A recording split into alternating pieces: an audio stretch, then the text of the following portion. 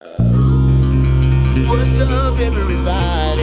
It's Mr. Talkbox. Check it out. You need to like and subscribe. Come on and catch a motherfucker.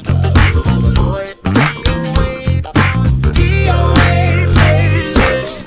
Let's get the funky.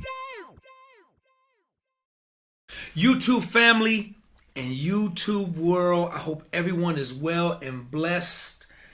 Do me a favor, before we get started, please go like and subscribe to this page, okay? Especially if you're digging it.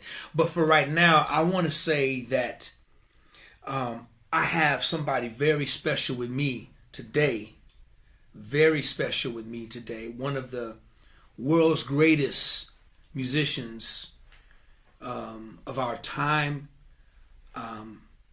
This brother has been a real true brother. He's been in my life for well over 30 years, and it's just been a blessing to me. My music, we've done so much together. We've toured the world together. We've traveled together. One of the funniest dudes you guys are ever going to meet, and he's still looking cool and suave and dope and young. And just when I tell you, just a fun-loving brother. I'm so glad he's here. Y'all put your hands together, and I'm proud to be able to say, y'all put your hands together and show love for the recording artist, my brother, Alenssandroni Jr. Y'all give it up, Alex! Thank you, D. Thank you so much. You know I feel the same for you. Man, Alex, I'm doing good, man. I'm blessed. I'm blessed to have you here. And I want to say thank you, brother, for being here. Because, Alex, I know you're busy. You got multiple things going. And just taking out the time to hang out with me today is an honor, man, because I want to bring you on here, like I tell everybody, man, to introduce you on my platform as being a special brother in my life, man. Truly a brother, man.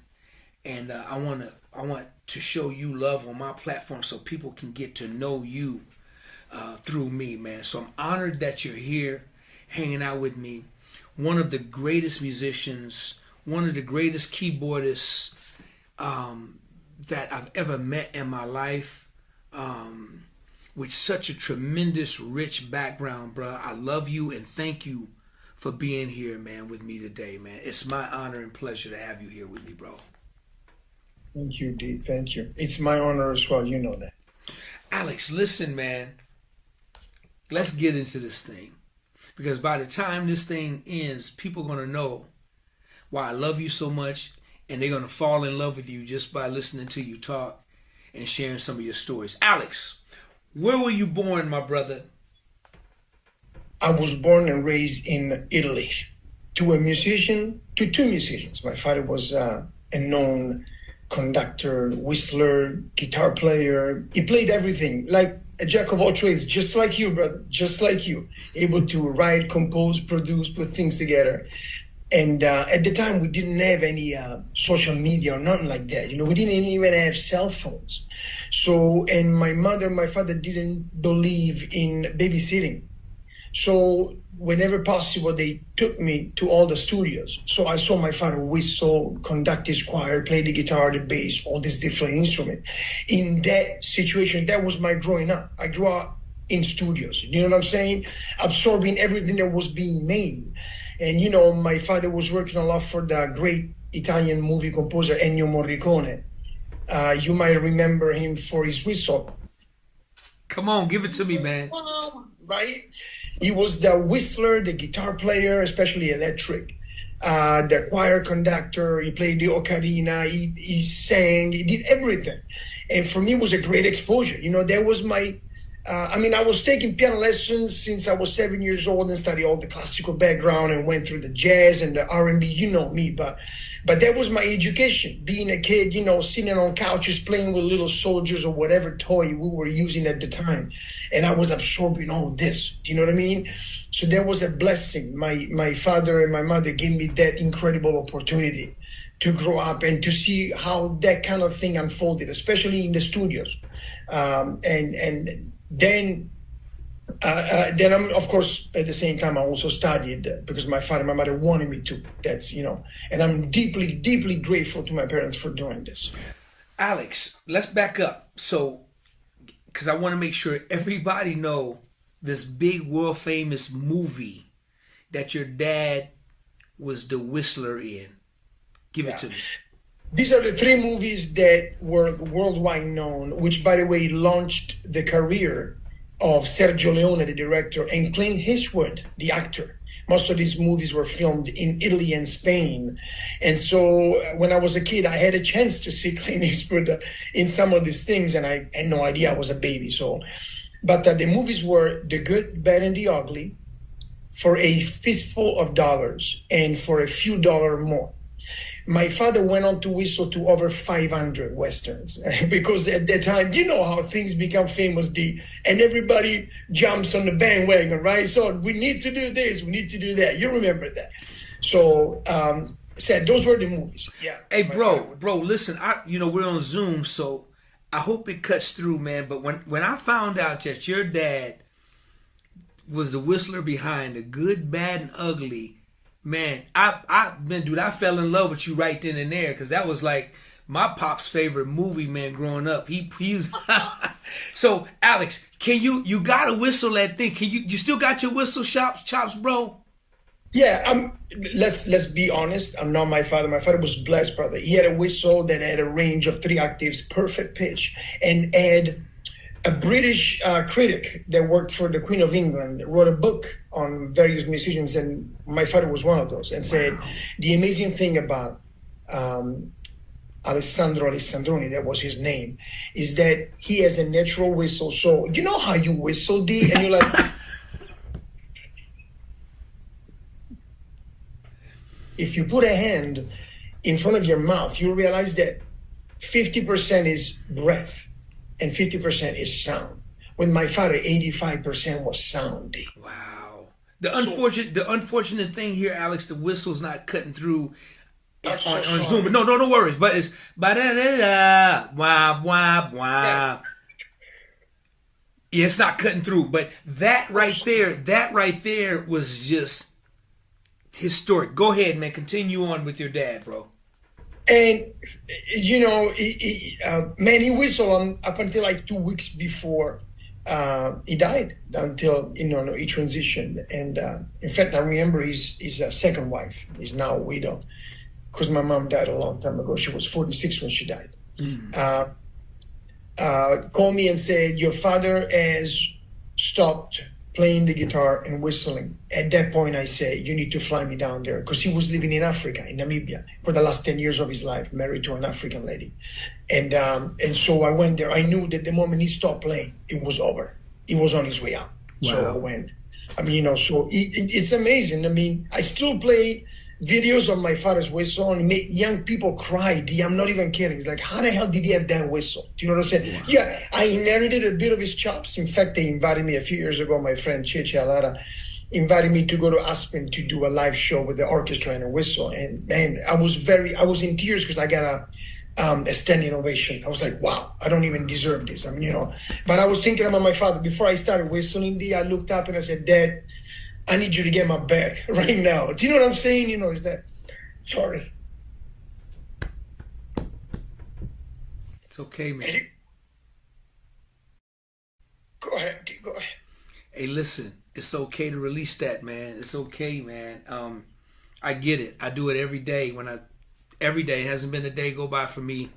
When I think about my mother, I'm still on my mother's honeymoon death, man. It's still very fresh for me. So, bro, I love you for that, man. I love your honesty, and I love that, man, when you talk about your family. Nothing's changed. I've been knowing you for going on 35 years, man, and nothing has changed, man, and you're still the same, man. So, no, man. It's okay. Alex, listen, man. So, your parents insisted that you studied. Yeah. Okay. They wanted me to be, well, I was 7 years old and I was in the back of my father's car.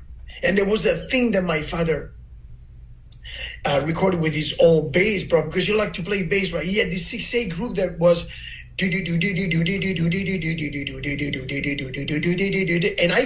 I was playing polyrhythms to it. So my father stopped the car and said, "Okay, your ass is starting tomorrow." He said, "You gotta study." And so I did. And at the beginning, as every kid, I really didn't like it. But then I started finding, interest, and I started writing my own thing and started finding a pocket. And then when I was about 10 years old, I was in Hilltown, north of Rome, Italy, where I'm from, where my father spends most of his summer. And there was a jukebox, right? So I selected whatever artist. And remember how jukebox had two sides, and if you played the wrong number, you played the back side. And I was expecting to hear something by some famous composer. I forgot what it was. Instead, I selected Cold Sweat by James Brown, dude. What? My father said, I said in front of that jukebox as if somebody had drugged me. I was like still in front of the jukebox like this. I had never heard James Brown. And I was like, you gotta be fucking kidding. Sorry. No, it's okay. It's okay. But man, that day, that song, Cold Sweat, changed my life though. And from there until I was 24 almost, I discovered everything about the music I love and the people that brought me to America. Because it is the African-American tradition that brought me to America. I had no other reason to come. You know what I'm saying? My father was also a good musician. So he's the one that said, Alex, if you want to do that music, you got to go to America, which is where it comes from. And you got to know the tradition of the African-American people. Because don't be the typical person that just listens to record and play by heart what they're playing. If you don't have an understanding, he says, you got to go there. You got to honor, breathe, live the African-American tradition, because their music is an expression of their social condition. If you don't understand that, you will never honor that music. And I followed that suggestion to the TD. When I came and I got a full scholarship at Berklee College of Music in 1982, I was almost 24. I hung out with brothers all day long because I wanted to understand. I started to go to Thanksgiving things, you know what I'm saying?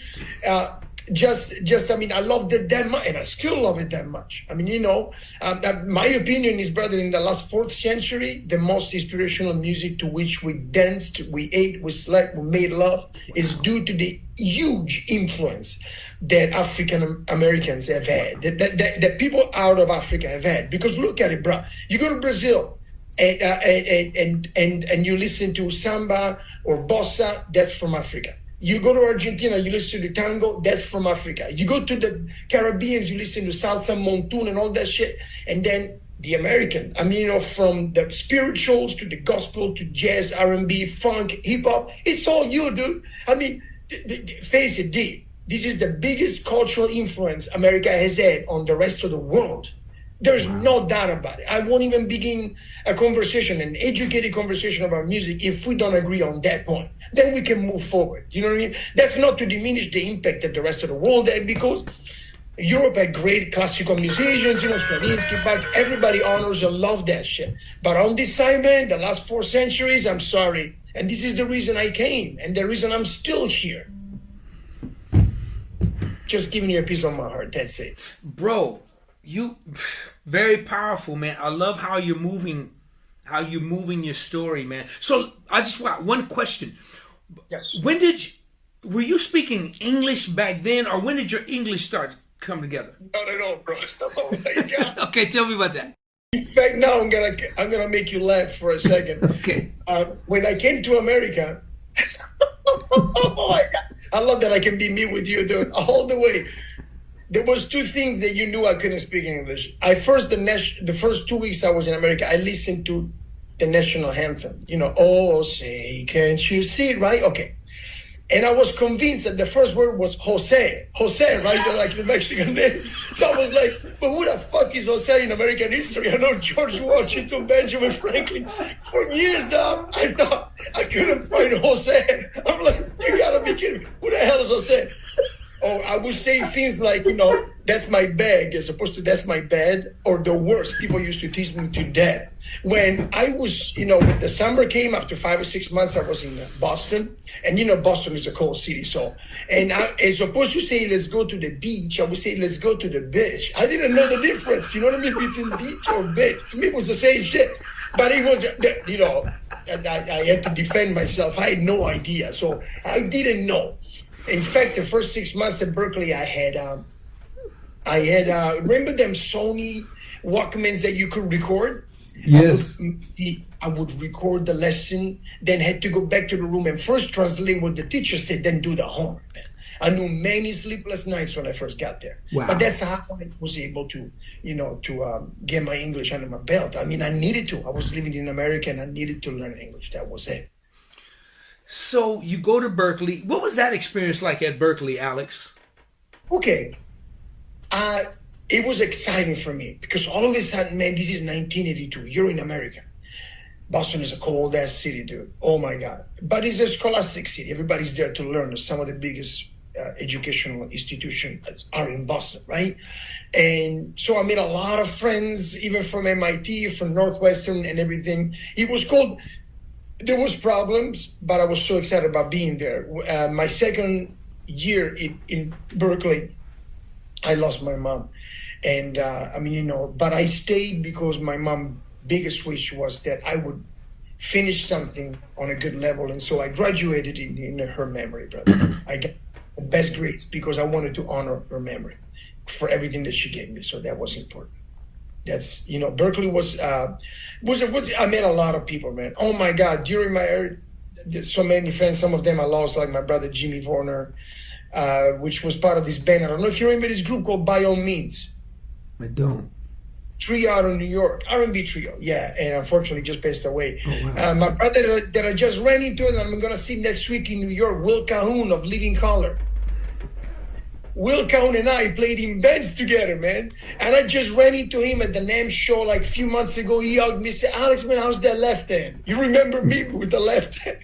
Did something you know very well. So I'm getting ready to see Will when I go there. I have so many friends that I made, man. I mean, and then people that I knew there that moved here, all that. Berkeley was a very good, not so much what I studied in school, but hanging with people, that human relationship, that interaction that informs you to a different level. You know what I mean? When you, 7 o'clock at night, you're tired, you enter, some club in Roxbury, or you enter the piano room or the ensemble room and you meet some people and you start playing with them.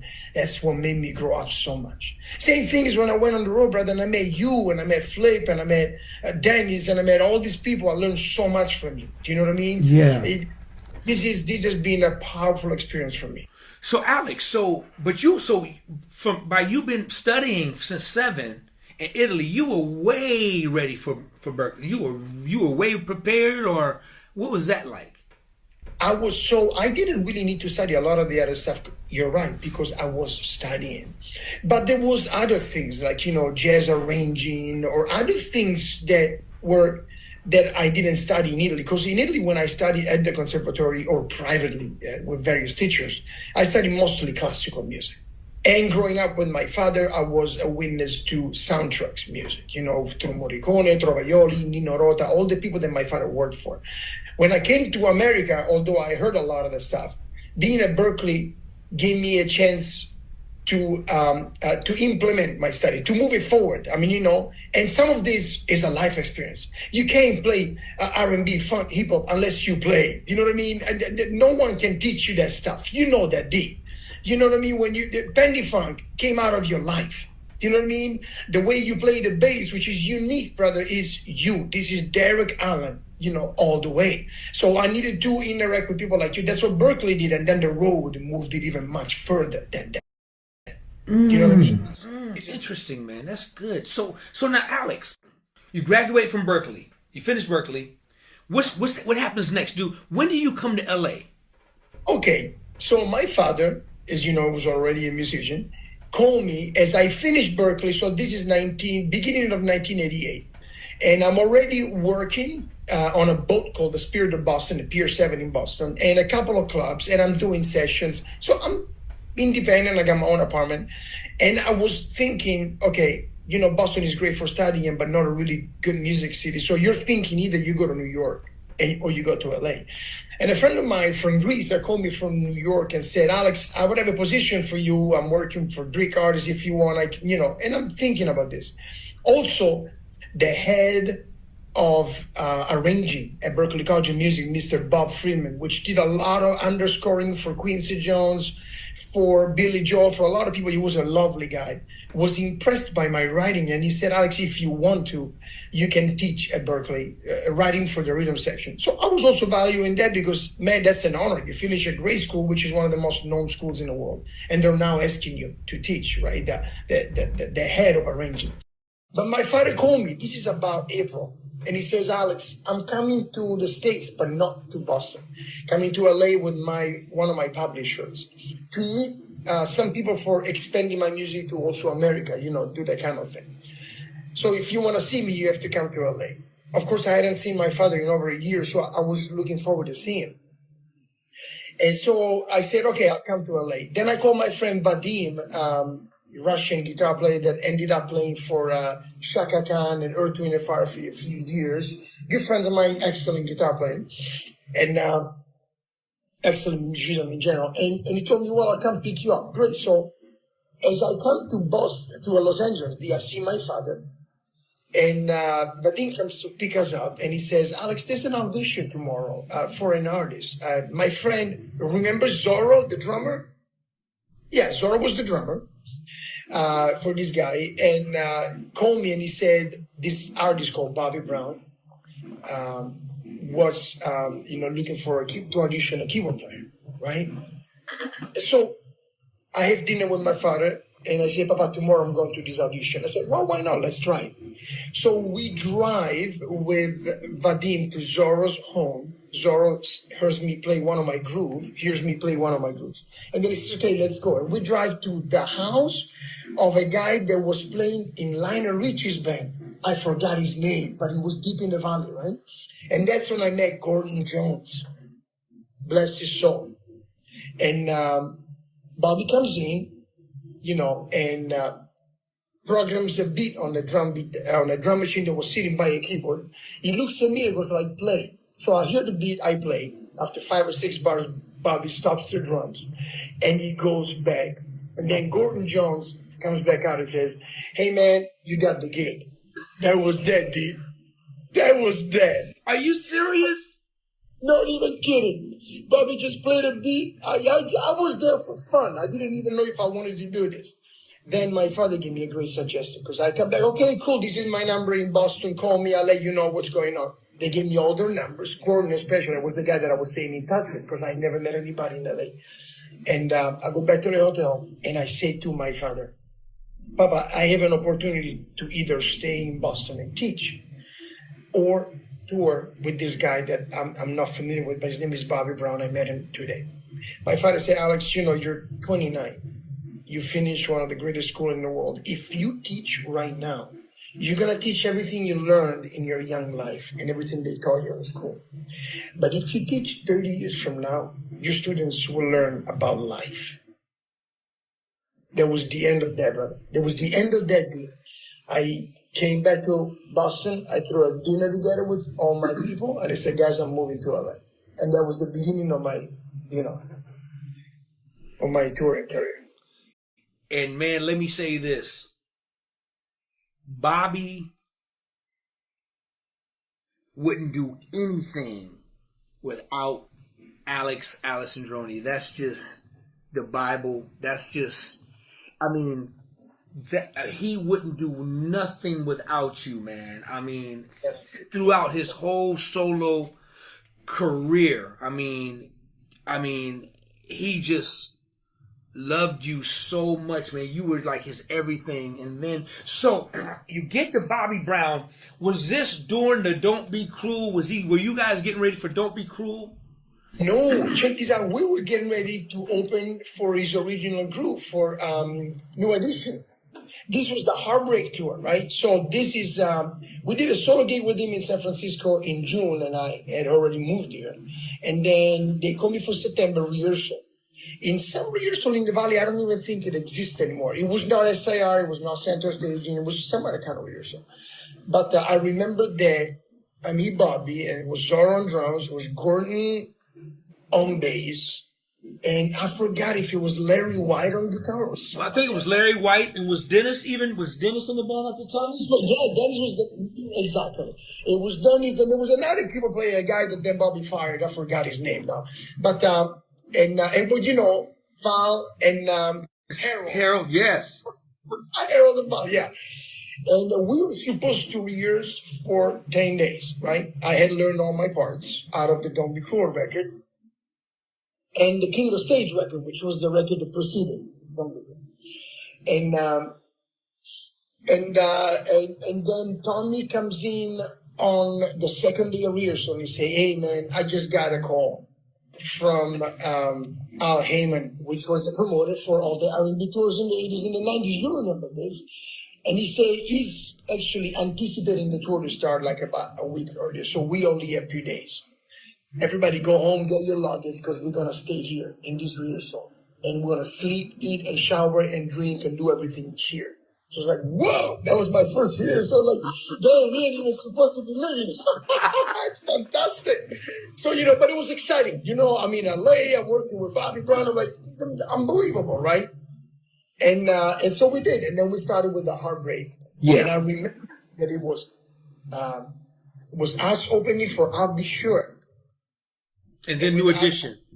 Day and Night. Remember that song? Yes. Yeah, of course. Yes. And then after I'll Be Sure. New Edition. Yeah. Yeah. But after 2 months, Bobby's My Prerogative went to number one, bro, with the bullet. You remember that, right?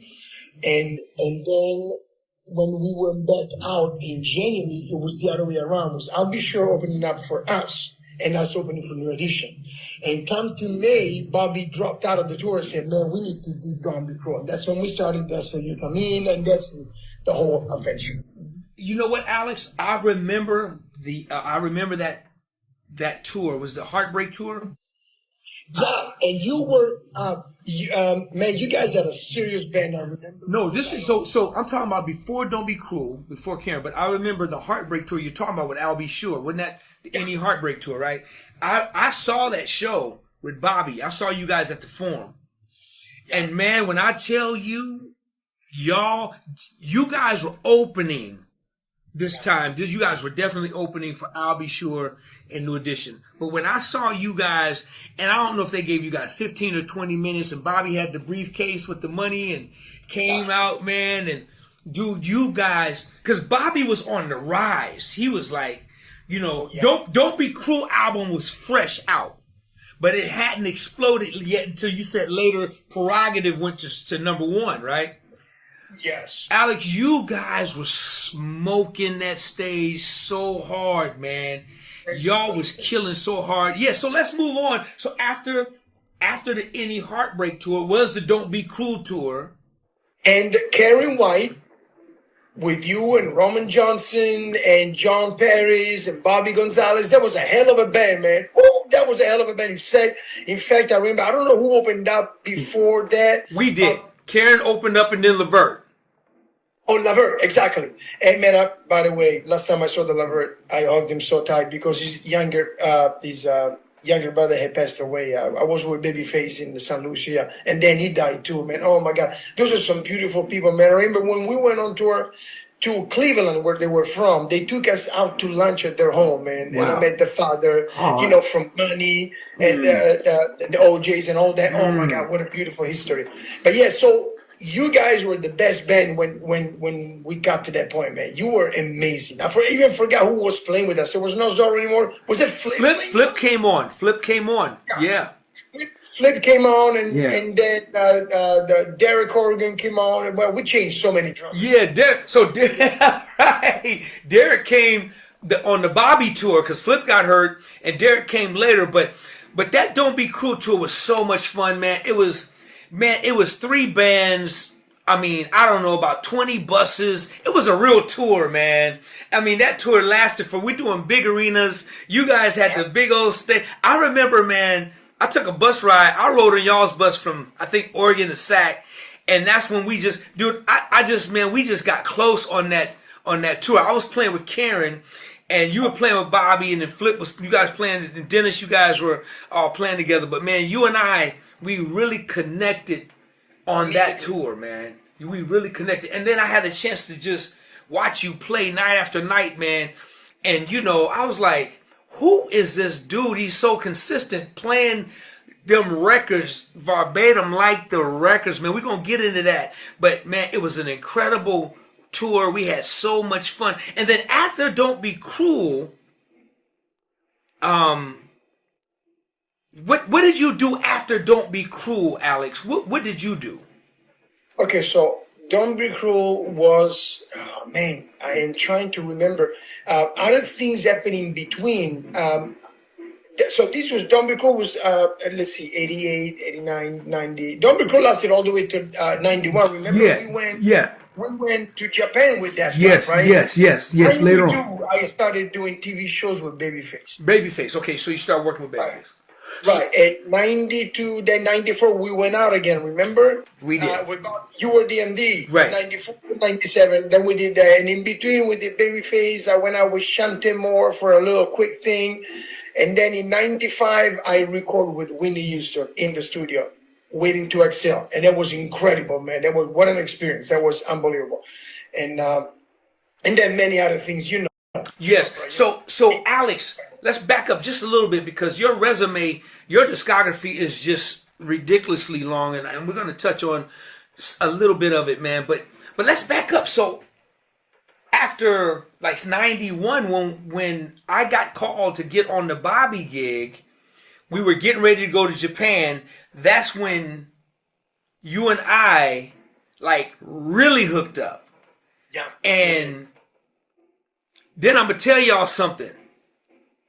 I was not let this dude go out of my life. This dude. So when I got caught, I was just a bass player. We were going to Japan, doing Japan. And then that's when Bobby brought me back to record on his albums. That's when we all came back to start recording an album. But then Alex, man, you and I developed a serious working relationship.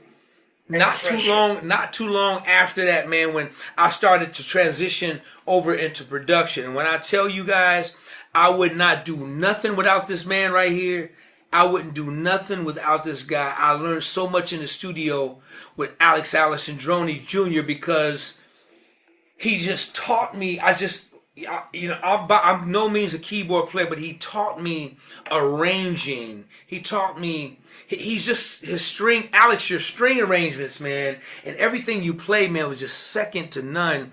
And I would just watch you arrange your string stuff, man, and you knew what I was into. I was a Claire Fisher fan, so you just gave me everything that you thought would be inside the mind of a Claire Fisher. And you would compose stuff like that for songs that I was working on the pitch, and I would watch you do one note at a time when you was programming your string stuff. Alex, explain that, man. Why would you record? Like you would kind of set a foundation here, but then when you did your string arrangements, you would do it one note at a time. I learned that from you.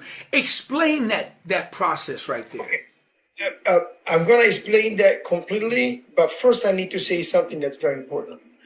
That's those years, and it went on for years, brother, that you called me up to SAC to work on your productions and everything. Those are the years that I realized you're a bass player, a guitar player, a keyboard player, an arranger, a producer, a father, a husband. You wear a lot of hats, brother, and all of that amazes me. So congratulations to you, because that inspired me to break through any limitation that I had set forth for myself by watching you go for it. So you were a driver, and that's extremely important and inspirational. People need to see that. Thank you. Okay? So from the heart. Second, you know how you have great players. Let's say, for example, basketball. But sometimes the great player or the great athletes needs the coach that is able to see the potential that the player has in order to bring it out of the player. So a lot of the things that I did with you, I didn't know I was even able to do it. but you pushed me, you gave me direction, you coached me, you understand me? So I can't take credit for all of that because it's always about teamwork. And you and I made a team that worked for years because you trusted me. And trust is the most important element, brother. You know, as a creator, as a father, as a husband, as a friend, no trust, no relationship. And so we always had a great time doing that because you entrusted me. Now, back to the strings, the original question you had asked me. If you take any score from any symphony, from any string quartet, from anything that you like, Claire Fischer, Stravinsky, Shostakovich, whoever, right? You notice that those divisions, because you have four types of strings, you have violins, you have violas, you have cellos, you have basses, right? And sometimes those are split.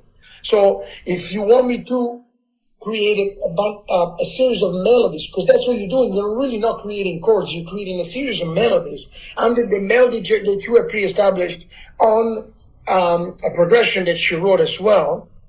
You need to give each voice its own importance. If you're just laying down block chords, well, then you're not doing that 100%. That's why when you do strings, and you know this, you've known that for a long time, you need to give each voice its own importance, its own role, in order to come up and really truly support the melody and the progression of the song that you wrote.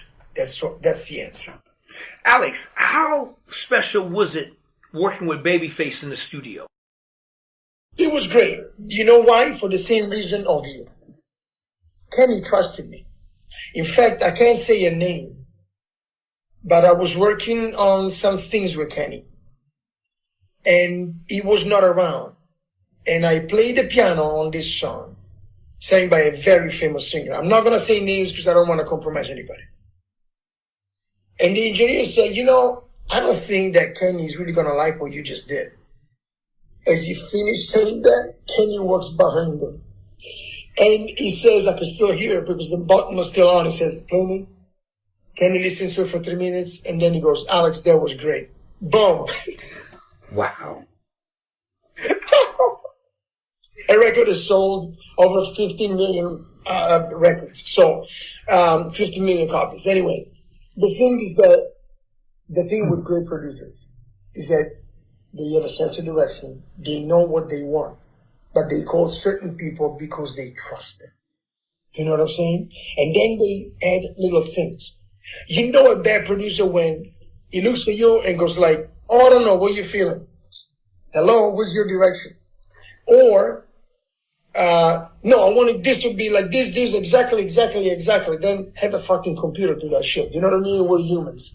So the great thing about working with you and with Kenny is that there's never been any control. It was only like, I trust you, do your thing. Then if you want a different, hey, this is what I'm hearing. It's a dialogue.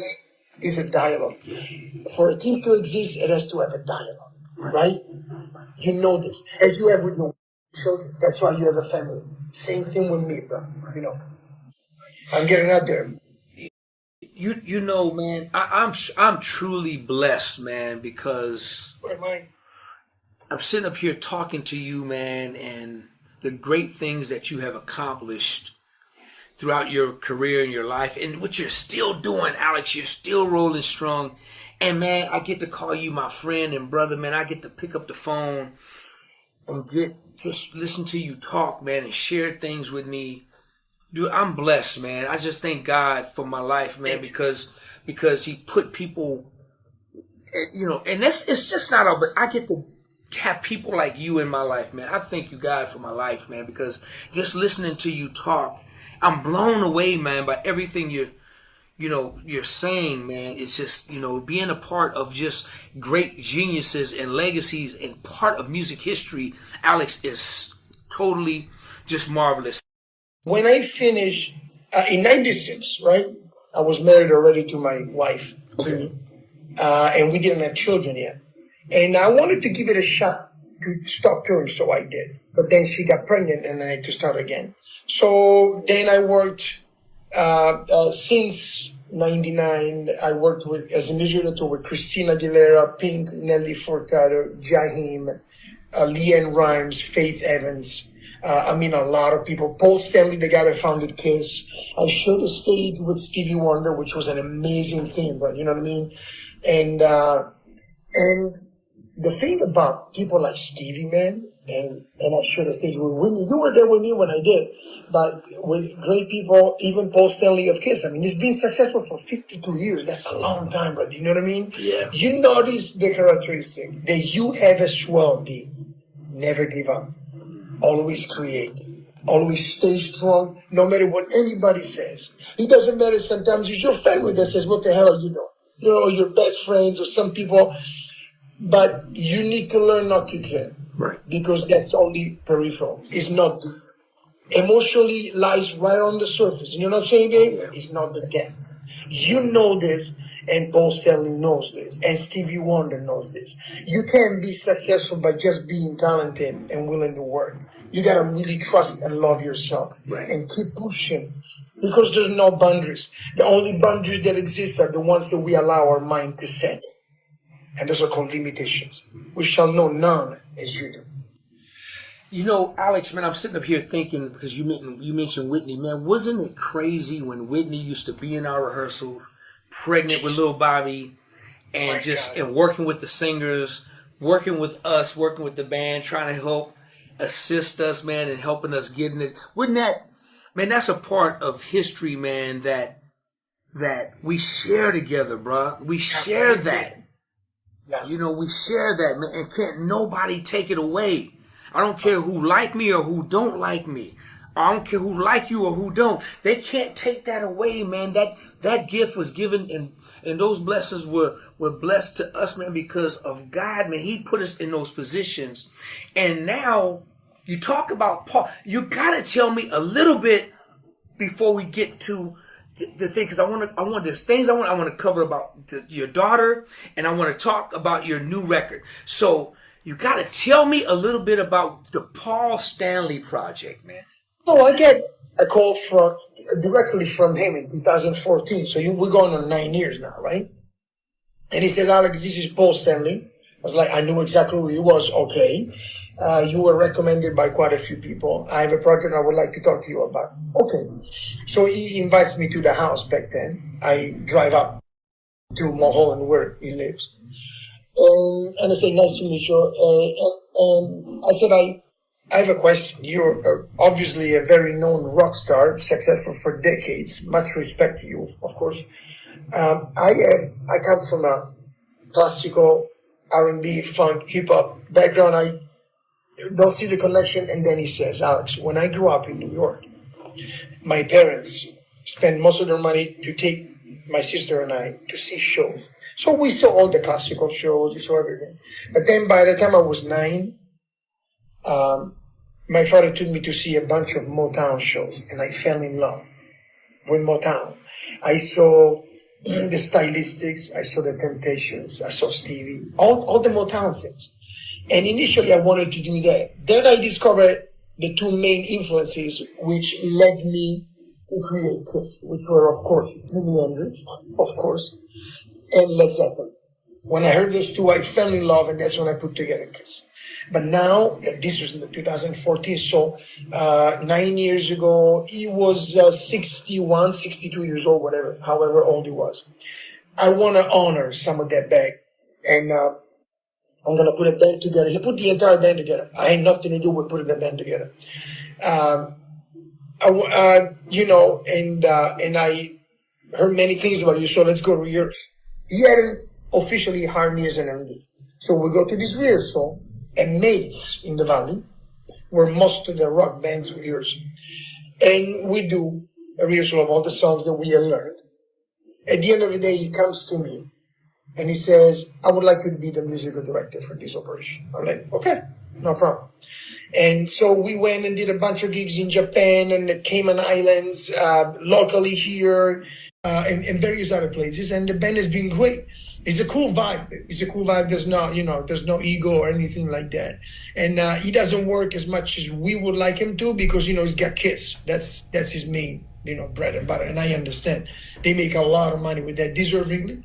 They built an empire over 5 decades. So and so that's the project. And I'm also been since 2015. I've been doing a project called Supersonic Blues Machine. This is a group that features Kenny Aronoff on drums, my Italian friend Fabrizio Grossi, and we play a bunch of blues, fronting a lot of guitar players. Like we played for Steve Lukather of Toto, Billy F. Gibbons of ZZ Top, you know him, brilliant musician, by the way, brother, and a very nice person out of Texas. And many others. Oh my God, Robin Ford, which started his career playing with Miles Davis, and then he played with the Yellow Jackets. So this has also been a fun project, traveling all over the world. The band is cool. There's not egos or nothing like that.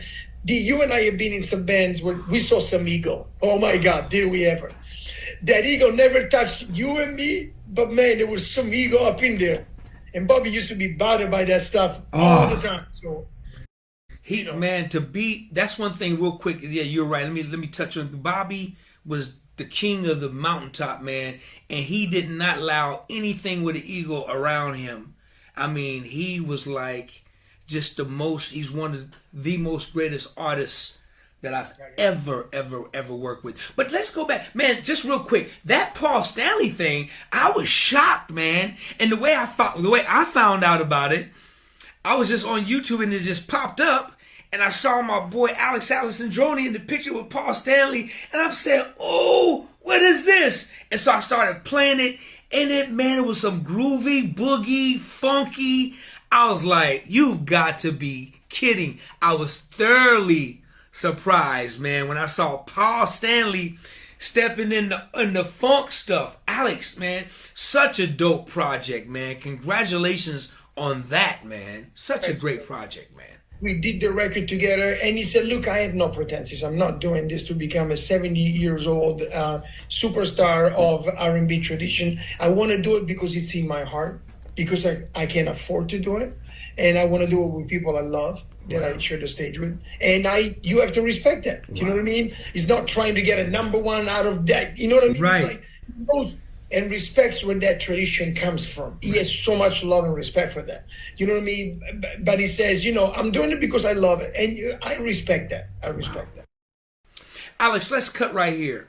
I got to ask you about, you have two of the most talented daughters, man, that I've ever and I'm so proud, man, because I feel like a great uncle. Watch them, because I remember before you had kids. So, man, let's talk a little bit about your daughters, man. So my now they're 23 and 17. Actually, almost 24 and 17. The 23-year-old 4 years ago surprised me. This is prior to the pandemic, and she, without telling me, decided to become a singer-songwriter and applied for Berkeley. She's got a fucking full scholarship. I was like, whoa, that's amazing. I went to that school. She went, she finished, she came back. Now she's independent, got her own apartment, car, works as a piano bar to sustain her career, and my 17-year-old has got a magic voice, man. The 17-year-old is unbelievable. She's like an old soul. Whoa, and I don't know what she's gonna do yet. So, it's a different dynamic, D. This is not the dynamic you and I grew up in, right? Yeah. I don't even know. We can tell them what to do musically. We can enhance their musical experience. We can take them to clubs. We can take it to. Both of my daughters came to all my Christina Aguilera, Nelly Furtado, the rehearsals, all of them, right? They came, sat on the couch, just like I sat on the couch for my father. So they absorbed that and they became really musical. But what to do nowadays, babe, it's about YouTube. It's about likes on the phone. I don't know. It ain't what you and I used to do. Remember, bro? But I remember. Used to book the studio, find the artist, find the engineer, call me, you know what I'm saying? We did this for decades, and now it's none of that. Not everything is done on TikTok, on Instagram, on Threads. I mean, what the heck? For you and I, it's a new world. I'm not contesting it, because each generation brings their own narrative, so I'm cool with that, right? We're good. I'm not against you, but I can't tell you anything about it because I was 35 when I got my first my first cell phone, bro. Do you know what I mean? These kids grew up. Our kids had the cell phones when they were 10, right? So Brooklyn and Derek Jr. and Sayek Elena can teach us all about technology. You and I are like, I don't know, we did the best to learn. Do you know what I mean? You and I you grab the bass, I grab the piano, and we start playing. That's what we do. Man, Alex, man, that is so true. But man, I love watching you with them, man, and you guys just doing your thing, sitting down and creating together, and dude, it just really touches me. So man, congratulations. And you're right, man, they will definitely figure it out. And dude, I think they're gonna follow the footsteps of their dad because they already got it in their blood. Their DNA is loaded with it. Real quick, Alex, let's talk about this beautiful project that you just released not too long ago, man. First of all, let me say this, but congratulations to you. It's been a long time coming, man. So go ahead. I'm going to let you have it. Go ahead. So my father died in 2017, and I went to see him in Africa where he was living. I got to spend 48 hours with him. My father said, Alex, I'm proud of the fact that you have been able to support your family through your music talent. As a keyboard player, as a musical director, as a piano player, an arranger, whatever. But I have one request of you. There's also a writing side that you have. And you have not developed that. And he said, please don't get to my age. Because when you get to my age, everyone, I don't care who, I don't care what culture, what race, what background, what ethnicity, doesn't matter what. You're going to ask yourself the same question I asked myself. Did I give it all I got? And if the answer is no, I don't care if you're a billionaire. I don't care if you're surrounded by all your loved ones, because you're going to feel so lonely, because by then it's going to be too late. And so, man, that shook me to the core, D. It took me a few years to put that together. And then this year I said, man, all the stuff that you wrote in the past 20 years since 2003, and the new stuff, I began writing new stuff. And I said, I got to do this record. Doesn't matter. I'm not trying to be a star. I'm not trying to make huge money, but this is something that's part of me, D. It has to be recorded. It has to be on the piano. So I called a friend of mine. I went there and recorded it. My daughter helped me with the title because I'm not that good with the titles and everything. And I put it on TuneCore, and I called all my friends, including you, and I said, man, just give it a listen, whatever. You know what I mean? I need it, and I'm ready to record. Then I got so many feedbacks. My brother, so many feedbacks. I'll say this online. I am very fortunate to know one of my idols personally, Herbie Hancock, a guy that has shaped a lot of us, brother, in the last 60 years, no doubt. And he listened to the record and he said, Alex, I love your record. And I thank you for doing it. Because that's what you should do from today on. Wow. Is don't limit yourself. Put out whatever you want. There's no rules in this game, he told me. There is no rules. You don't have to listen to that guy says, you should do it only in this style, you should do it only with that. No, you do you. If you do you, success will come. And by success, I don't mean money. I mean the success of having known that you gave it all you got. So that when you get to the place your father mentioned, you're going to say, yes, I gave it all I got. I got everything. It's right here. You know what I mean? And so I needed to do the record. But D, thank you so much for taking the time to listen to it. Man. You know what I mean? I really appreciate you. It's a beautiful... Alex, tell everybody the title of the record and tell everybody how they can go get it and download it. Thank you, D, from the heart. The name of the record is Melodies of Life by Alenssandroni Jr. And he's on Apple Music, Spotify, Amazon. You can find it anywhere, really. I appreciate you listening to it. It's very important. It's me where I'm at right here.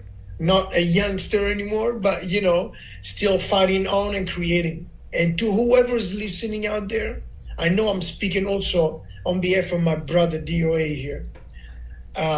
Please, don't waste your time doing anything else other than creating, because that's the gift of life. You were given a gift, and it must be honored. Don't forget the parable of the talents. Create, and create. That's all I can say. Brother, that's a button. There's you ended it nicely. That's a button. and create, man. And that's beautiful. There's nothing more that I can say. I got to ask you one more question before I let you go. Please. You got Mount Rushmore, okay? And let's make this a keyboardist question. Give me your 4 keyboard players in the world that you're going to put on Mount Rushmore. You only get 4. Give me what 4 keyboard players would they. It can be anybody in the world, any genre of music. It doesn't matter. I love it for saying that. I would say, first and foremost, Herbie Hancock will go on that. Then, no doubt, I will put Chick Corea up there too, because he was really influential for me. And I would put Glenn Gould because he played back like no one else ever did. And maybe my biggest influence, George Duke.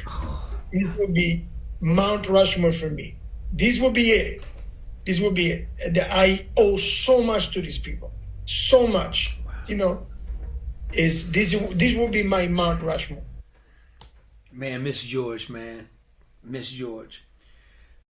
But listen, here's what we're going to do. And I see, Alex, I see who you are as a player, real talk.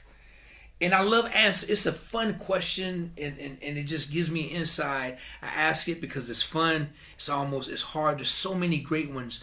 But, you know, I hear the players you named, and Alex, man, I hear every one of those players in you, brother. In you. I hear all of that. Man, there's nothing in this God's green earth that you can't play, from the Negro spirituals to traditional gospel to contemporary. You've done it with me, bro. R&B, jazz. You've been on we've done R&B, jazz records, pop records, every artist we've been on. And man, you're just amazing. So we're going to add a face. We're going to add a face. That we're going to add a thumb. That's going to be Alex right there. Okay? We're going to put you on Mount Rushmore, and that's going to be the top people on Mount Rushmore. Alex Alenssandroni. How can people find you, man? How can they follow you? Okay, so on Instagram, you know, I'm at AAJ Music. You can find me there, and that's where I put most of my stuff. I'm not really that much on Facebook anymore. You can email me at aajmusic@me.com. Let's see, what else? On Apple Music, and, you know, like I said before, for the record and everything. So this is how it is. And reach out to me, ask me anything. I'm totally open. D can tell you. Alex, man, thank you, man. Thank you, brother. Thank you. I can't wait to see you again. Are you coming to NAMM in January? Absolutely, I will be coming to NAMM. Absolutely, I will be there. But man, dude, I'm serious, man. We just gotta reconnect, man. I want to reconnect with my brother, just to reconnect. It don't have to be till, I know it's back in January now, right? Yeah. Okay, but yeah, probably January. I'll definitely see you then. But then I just want to stay connected to you, man. Man, I love you. I want to say thank you, man, for every seed and blessing you've sown in my life, man, and accepting me. I remember when I came to Bobby's band, you know, dude, all you guys are great, man, but you just embraced me, man. You just accepted me as the new bass player, and man, we just rocked it throughout the rest of the solo career, through the Bobby album, through the Forever album, through everything, man. The TV shows, everything was just a great thing. And then we just spent decades in the studio together. Man, I love you, man, for real, brother. Thank you for coming, hanging out with me, man. And much appreciated. Absolutely. Y'all don't forget to go like and subscribe to the DOA playlist. And after you do that, before you do that, give a big hand to my brother, the one, the only, the legend himself, the great one, the genius. I love this dude with all my heart. Thank you again, man. Give it up for my dude, Mr. Alex Alenssandroni Jr. Thank you. Thank you so much. DOA playlist. Let's get the fuck out.